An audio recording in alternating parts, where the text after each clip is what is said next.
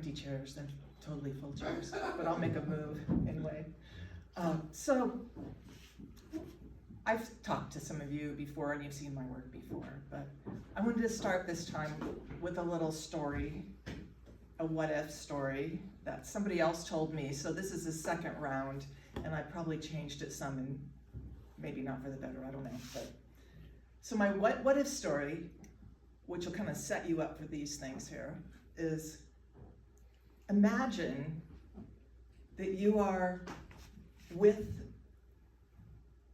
persons, animals, her, him, them, that you love from the bottom of your heart. More than anybody, it's like you can't believe it, that you can bring that much love up. You are with them, maybe more than one of them, and you're on a ship that is sinking. You don't know how long it's going to take for it to sink, but it's sinking and there's no life raft. So that's a downer, isn't it, compared to what's been said? But I found that the most liberating story I'd heard in a long time, because it made me really think about what my priorities are in my relationships and who am I going to be in that story, you know?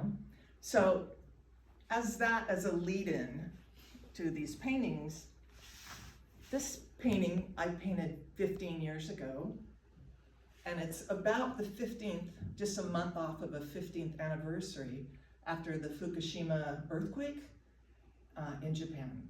And if you are old enough to have listened to the news nonstop about that for weeks, really, it was just one devastation after the next.